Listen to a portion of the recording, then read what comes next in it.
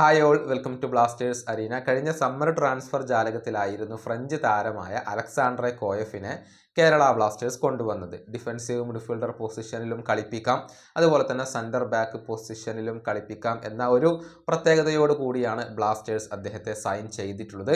പക്ഷേ ക്ലബിനകത്തെ അദ്ദേഹത്തിൻ്റെ ആയുസ് കേവലം 6 മാസം മാത്രമായിരുന്നു. ഇന്നലെ അദ്ദേഹത്തെ ക്ലബ്ബ് പറഞ്ഞു വിട്ടിട്ടുണ്ട്. ഡുഷാൻ ലഗാറ്റോർ വന്നതുകൊണ്ട് തന്നെ ഒരു താരത്തിന് ക്ലബ്ബ് വിടേണ്ടി വരും എന്നത് ഉറപ്പായി കഴിഞ്ഞിരുന്നു. അലക്സാണ്ട്രെ കോയഫിനാണ് ഇപ്പോൾ തൻ്റെ സ്ഥാനം നഷ്ടമായിട്ടുള്ളത്. അതിൻ്റെ ആ ഒരു നിരാശ അദ്ദേഹം ഇൻസ്റ്റഗ്രാം പോസ്റ്റിൽ പങ്കുവെക്കുകയും ചെയ്തിട്ടുണ്ട്. പരമാവധി ഈ ഒരു പ്രൊജക്റ്റിന് നൽകാൻ വേണ്ടി ശ്രമിച്ചിട്ടും അത് തെറ്റിദ്ധരിക്കപ്പെട്ടു, അതല്ലെങ്കിൽ അതൊരു നിരാശയിലാണ് അവസാനിച്ചത് എന്നൊക്കെ കോയഫ് തൻ്റെ ഇൻസ്റ്റഗ്രാം മെസ്സേജിൽ ഇപ്പോൾ അറിയിച്ചിരുന്നു.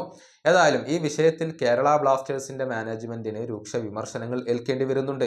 അതായത് മാനേജ്മെൻറ്റിൻ്റെ പിടിപ്പുകേടിൻ്റെ ഒരു ബലിയാടാണ്, അല്ലെങ്കിൽ ഒരു ഉത്തമ ഉദാഹരണമാണ് കോയഫ് എന്നാണ് ഇപ്പോൾ പലരും അഭിപ്രായപ്പെടുന്നത്. അത്തരത്തിലുള്ള ഒരു അഭിപ്രായം നമുക്ക് എക്സിൽ കാണാൻ കഴിയും. കേരള ബ്ലാസ്റ്റേഴ്സ് ആരാധകന്റെ വാക്കുകൾ ഇങ്ങനെയാണ്: വളരെയധികം ക്ലൂലെസ് ആയ മാനേജ്മെൻറ്റ് ഉള്ളതിൻ്റെ ഏറ്റവും മോശം പരിണിത ഫലമാണ് ഇത്. താരങ്ങൾ വളരെയധികം നിരാശരായിക്കൊണ്ടാണ് ക്ലബ്ബ് വിടുന്നത്.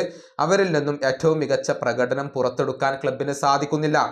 ഒരു നല്ല സ്ക്വാഡിലേക്കാണ് കോയഫ് വന്നിരുന്നുവെങ്കിൽ കഥ ആകെ മാറിയേനെ. നമ്മളെപ്പോലെ തന്നെ അദ്ദേഹവും മികച്ചത് ഇവിടെ അർഹിച്ചിരുന്നു. ഇതാണ് ഒരു കേരള ബ്ലാസ്റ്റേഴ്സിൻ്റെ ആരാധകൻ ഇപ്പോൾ അഭിപ്രായപ്പെട്ടിട്ടുള്ളത്. അതായത് കേരള ബ്ലാസ്റ്റേഴ്സ് മാനേജ്മെൻറ്റിൻ്റെ മോശം വിഷൻ്റെ ഒരു അനന്തരഫലമായിക്കൊണ്ടാണ് കോയഫിന് ഇപ്പോൾ ക്ലബ്ബ് വിടേണ്ടി വരുന്നത്. ഏതായാലും ഇനിയെങ്കിലും ബ്ലാസ്റ്റേഴ്സ് മാനേജ്മെൻറ്റ് നന്നാവുമെന്ന് നമുക്ക് പ്രതീക്ഷിക്കാം. കോയഫിൻ്റെ ഈ ഒരു പോക്കിൽ സമ്മിശ്രമായ അഭിപ്രായങ്ങളാണ് ഇപ്പോൾ കേരള ബ്ലാസ്റ്റേഴ്സിന് ലഭിച്ചുകൊണ്ടിരിക്കുന്നത്. അതിനെ അനുകൂലിക്കുന്നവരും ഇതിനെ പ്രതികൂലിക്കുന്നവരും ഇപ്പോൾ ധാരാളമാണ്. ഈ വീഡിയോ അവസാനിപ്പിക്കുന്നു. അടുത്ത വീഡിയോയുമായി വീണ്ടും കാണാം.